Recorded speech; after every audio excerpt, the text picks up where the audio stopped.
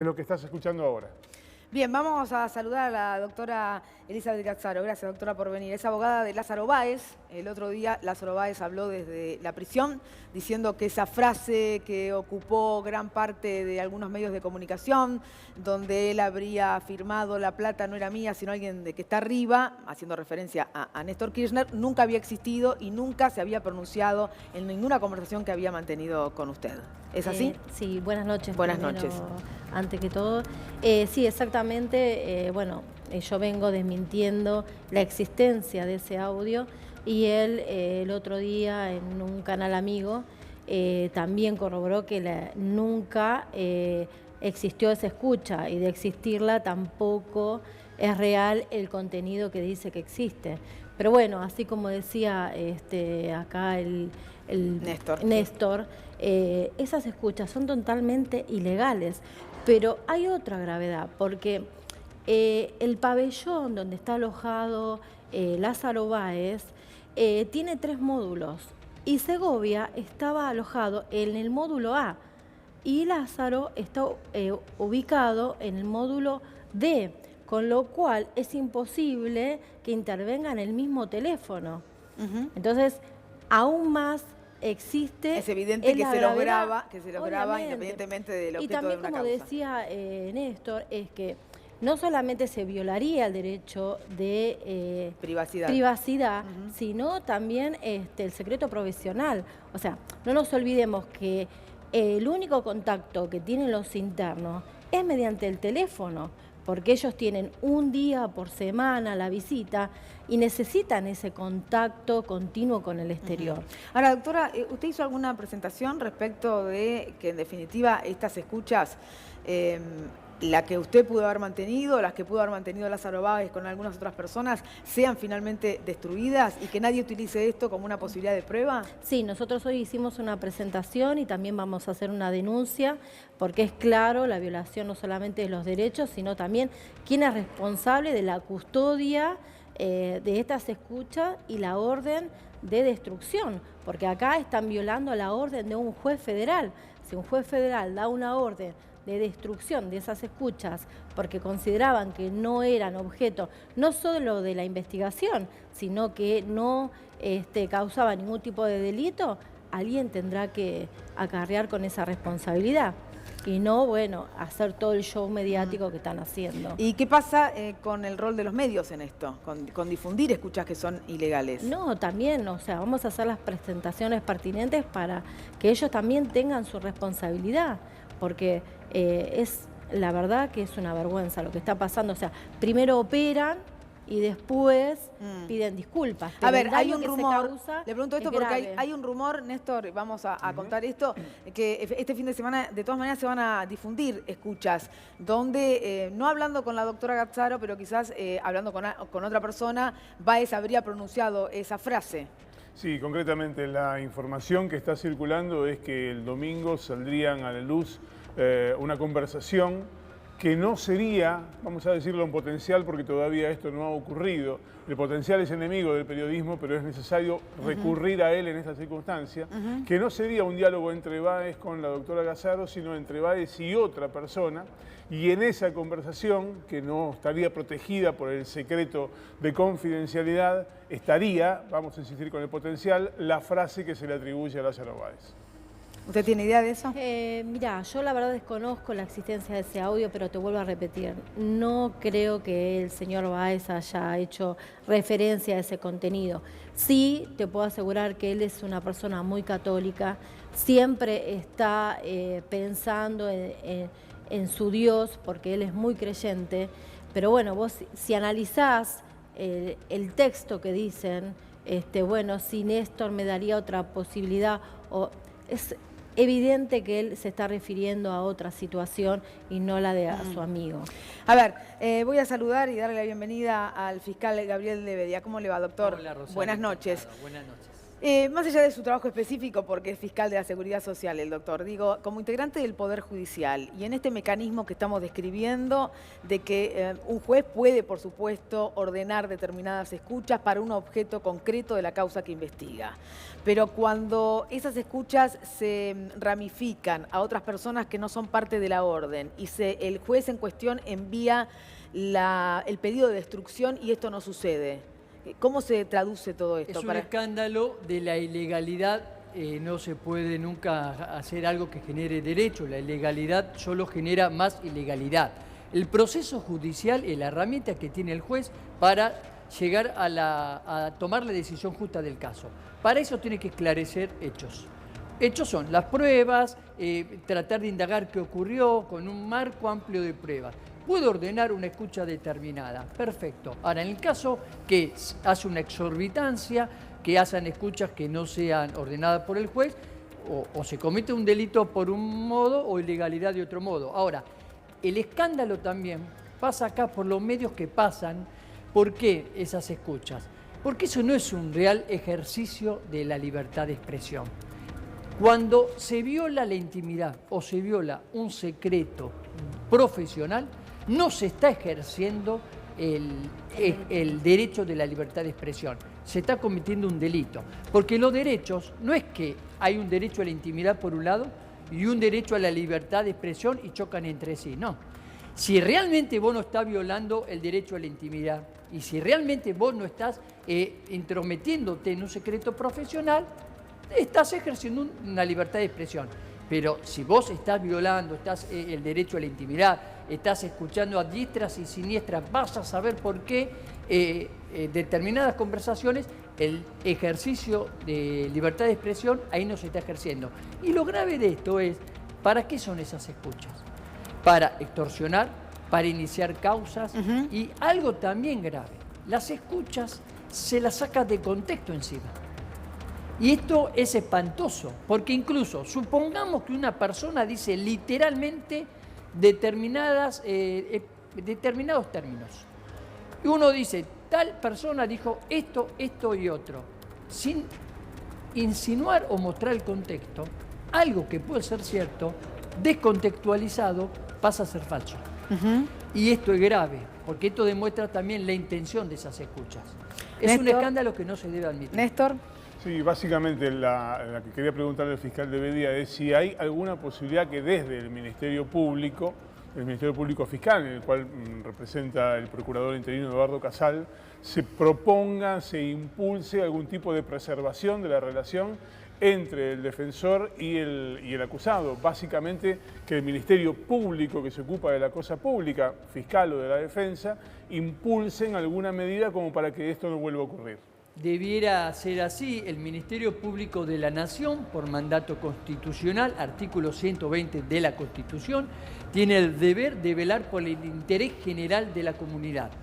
Y acá estamos hablando de interés general de la comunidad, porque es el interés concreto de determinadas personas, por un lado, en el cual hay una intromisión, pero también hacia el interés general de la comunidad, justamente porque estamos hablando del marco de derechos esenciales y humanos, porque estamos hablando de intromisión de la intimidad que está garantizado por el artículo 19 de la Constitución Nacional. A ver, vamos, miren, este dato me parece muy interesante. Joseph Canatachi, que es relator especial sobre el derecho a la privacidad de la Organización de Naciones Unidas, tras visitar la Argentina, dijo actualmente el número total de líneas interceptadas por mes es de 6.000. De las cuales solo 69 son interceptaciones directas, escuchadas por la DAJUDECO, que es la oficina que depende de la Corte Suprema de Justicia de la Nación, de donde se realizan las escuchas. Mientras que todas las demás no son escuchadas en vivo, sino que son ejecutadas por proveedores de servicios. Es decir, estamos hablando de la tercerización del espionaje, ¿no es cierto?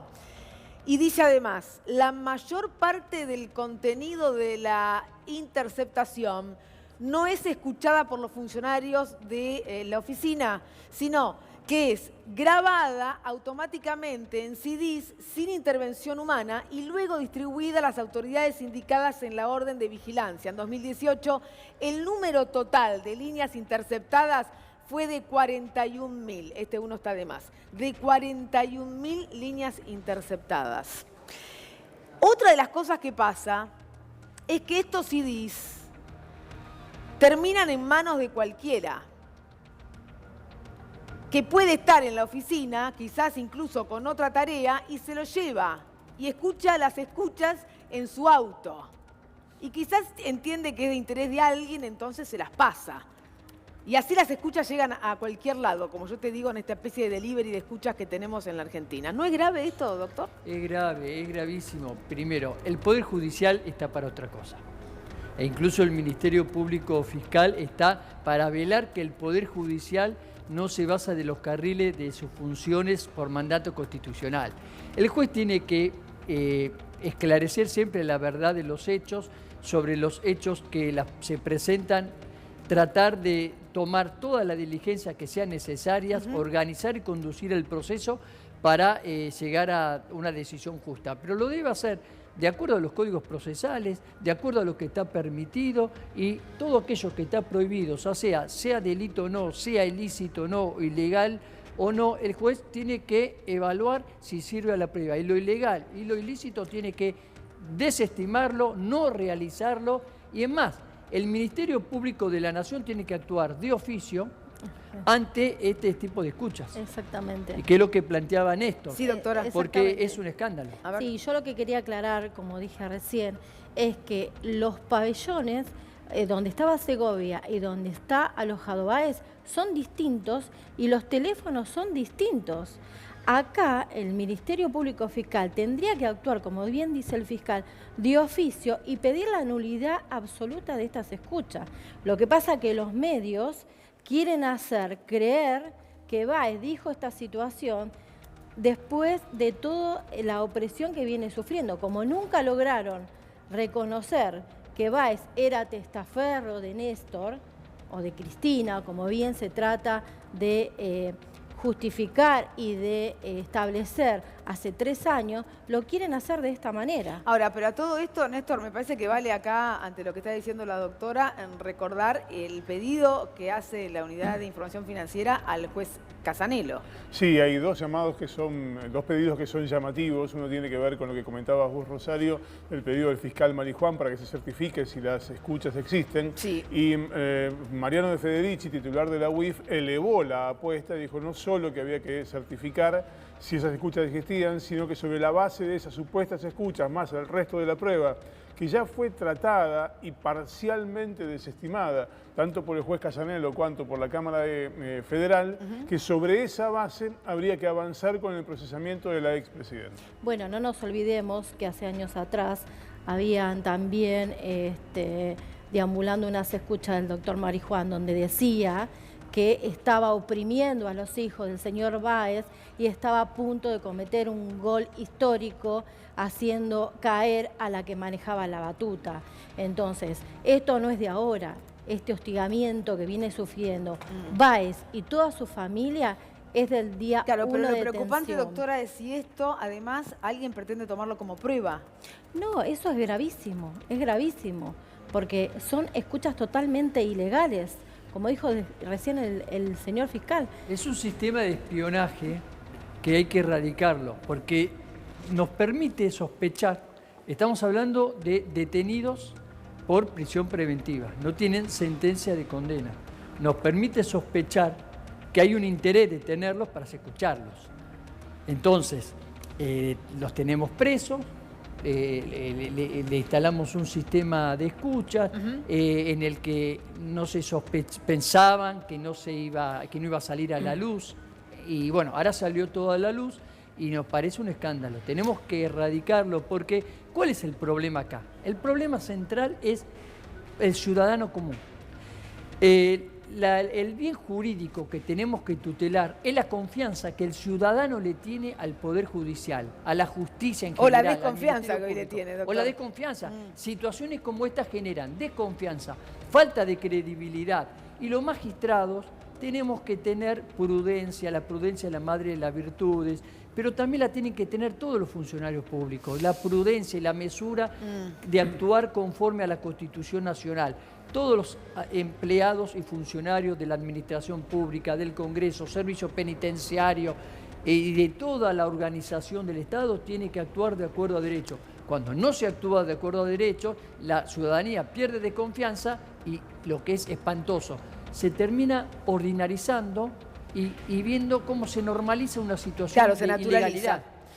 Doctor Bedia, muchas gracias No, por haber venido, favor, doctora gracias a Gazzaro vos. también, muy No, amables. gracias a ustedes. Bueno, y nosotros vamos a hacer las presentaciones pertinentes ante la Corte, porque creo que es de una gravedad extrema y necesitamos que la Corte y el Poder Judicial tome riendas en el asunto y realmente tengan responsabilidad de estos actos. Gracias, muy amable. No, a usted. Bueno, Lucía, a ver, vamos, dile dónde estoy, ¿me quedo acá? Para no complicar la cámara.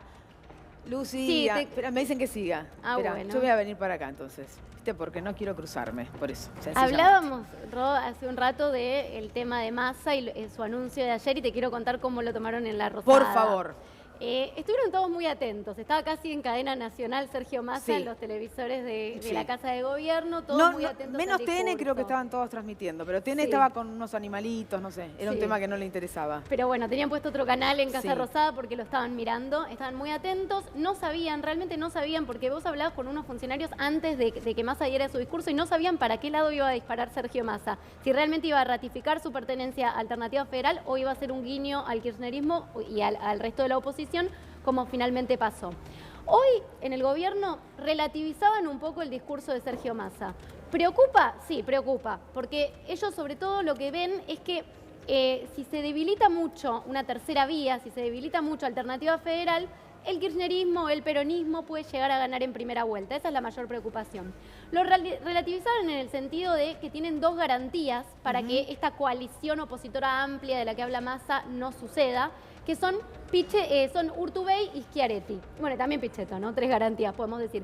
La buena relación con esos dirigentes... Pero espera, dice, Lu, Schiaretti se fue de vacaciones. Sí. Dijo, bueno, yo con esto no me meto más, ya está, yo ya gané las elecciones en Córdoba, la verdad estoy muy cansado, me voy con un daiquiri, está en estos momentos haciendo otra cosa, lejos de Massa, Pichetto. Dejó el teléfono, Schiaretti, sí, ya que se arreglen ellas. Urtubey lo saluda al presidente, después dice que no va, en fin, pero se acerca, no se acerca, y Massa quiere abrir y estar en una gran paso. Claro, digamos, el consuelo... ¿No le preocupa a la Casa Rosada? Le preocupa. Ah, le preocupa sobre todo que se desinfle este tercer espacio, que se terminen bajando todos los candidatos y que el peronismo y el kirchnerismo ganen en conjunto en primera vuelta. Lo que ellos dicen como un consuelo es esta coalición amplia de la que hablaba más ayer no va a terminar sucediendo porque tenés a figuras como Urtubey, como Pichetto, como Labaña, que están en otro lado, entonces si no se juntan todos, bueno, todavía tenemos una posibilidad. Bueno, ahí está, es lo que está pensando la Casa Rosada. Diré, voy para acá, vuelvo por acá a darle la bienvenida a nuestros otros invitados. Rocío Giacone, gracias por estar acá. Le toca hablar del Frente Renovador, así que imagínate, veremos. Rodolfo Gil, analista internacional, gracias. ¿Cómo le va? ¿Qué tal? Y Andrea Conde, legisladora porteña Unidad Ciudadana. Gracias a todos. Bueno, voy a empezar por el Frente Renovador porque, bueno, ahí están puestas las miradas. Por estas horas, Alberto Fernández dijo, yo no tengo ningún problema en ir a una interna con Massa. Y Massa está como autorizado a iniciar negociaciones y hoy Gioja ya le dijo, bueno, hermano, dejate de joder y vení, ya está. Así lo dijo, no es que decía yo. Lo dijo así, no, bueno, hermano, va, dejate de joder, ya está. Ya te ofrecimos todo, ya queremos todo. ¿Qué pasa entonces? ¿Qué está faltando ahora? No, a ver, ¿qué pasa? Primero que una fuerza política le dio el mandato ayer a Sergio de que... Bueno, pero ya él venían hablando. Sí, por supuesto. Imagínate que lo peor que podemos tener es un político sin visión. Si la oposición no va toda junta, vamos a seguir teniendo la decadencia que tenemos en este país. Entonces, lo primero que hay que tener es conciencia del lugar que ocupamos todos los que no estamos de acuerdo con lo que ha hecho Macri con el país. Entonces, eso a 20 días del cierre de listas, eso es lo primero que tiene que tener un político, la generosidad y la conciencia de la situación en la que estamos. Eso es lo que pasó ayer. El Congreso le da el mandato para que el que estructure la fórmula electoral sea Sergio Massa, pero siempre pensando en una nueva mayoría, en la esencia de lo que es Alternativa Federal, que es encontrar que toda la oposición ponga un programa de gobierno sobre la mesa y que ese programa de gobierno sea lo Bueno, pero si primordial. no va toda la oposición, porque Urtubey dijo ayer mismo, ni con Macri ni con Cristina, dijo. Y Massa dijo otra cosa. El planteo es, hay que tratar de que toda la oposición y hay que tratar de que haya una Bueno, pero nueva si no está mayoría. toda la oposición, Tiene que Massa estar- va a la interna con Fernández, Mira, por en la ejemplo. alternativa federal lo primero que se plantea es una interna, o sea, la primaria es lo más útil en la democracia, que todas las ideas se pongan, digo, en el marco de una fuerza política a discutir. Eso lo decidirá Sergio Massa, cuál es la fórmula, la estructura o cómo será. Lo que nosotros tenemos que tratar y lo que Sergio Massa va a resolver él en este tiempo que queda es cuál es la mejor manera de construir una nueva mayoría, que no es lo mismo que esto que se quiere plantear de o debilidades o de se va a otro espacio, digo, de esta esencia de alternativa, construir una nueva mayoría, hay que terminar con el gobierno de Macri. Bueno, a ver, legisladora, ¿cuál es su visión de todo esto? Y comparto lo que decía recién. Me parece que este gobierno llevó al país a una catástrofe. En eso están todos de acuerdo. La sí. cosa es, ¿no hay mucha vuelta en esto ya? ¿Mucha vueltita? ¿O no? Nosotros decíamos... Digo yo, ¿eh? No, totalmente. Nosotros decíamos... Ya está, todos coinciden la en unidad eso. que- Lo dijeron muchas veces ya. La unidad que se daba en la calle, que se vino dando en la calle desde el primer día que asumió este gobierno, de las primeras medidas que tomó este gobierno, tiene que tener un correlato en la superestructura política. Es la hora de las responsabilidades de la política, de unirnos y juntarnos y tener una propuesta a la sociedad que represente esta unidad. Creo que se están dando los pasos necesarios. Creo que lo que hizo Cristina Fernández de Kirchner con tanta generosidad de bajarse la persona que tenía, la política que tenía mayor cantidad de votos de ser vicepresidenta y dejar el lugar a Alberto Fernández, es una muestra clara de esa búsqueda que es necesaria justamente para terminar con la grieta y para poder salir de esta crisis brutal a la que nos llevó este gobierno. Rodolfo, en este marco, hoy se conocieron algunas apreciaciones del presidente de Brasil, Jair Bolsonaro, Sí. en el sentido de que él entiende que lo bueno sería que la Argentina elija a un candidato de centro derecha y que esto le haría bien a la región. Casi en consonancia con el Financial Times, que directamente dice los argentinos deben elegir a alguien fuera del populismo, fuera del peronismo.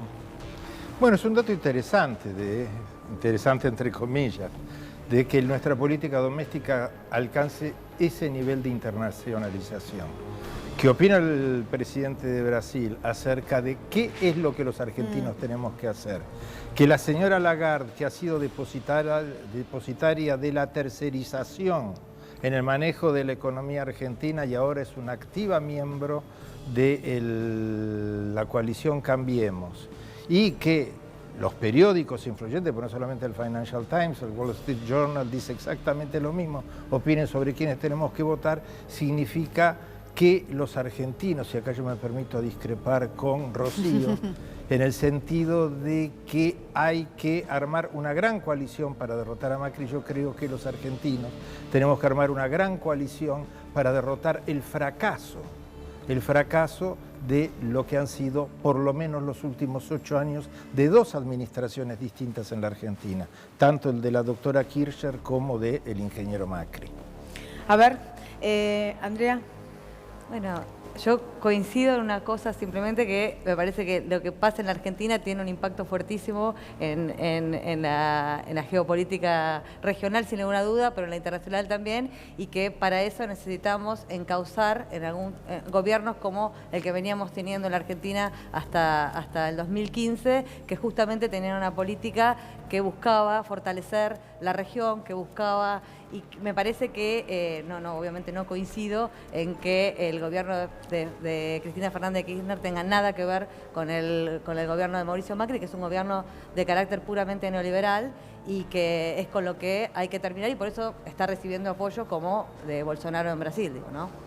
Rocío. No, sinceramente no logro entender en qué disentimos, porque me parece que la opción de encontrar una coalición, un acuerdo, un gran frente opositor, me parece que es común.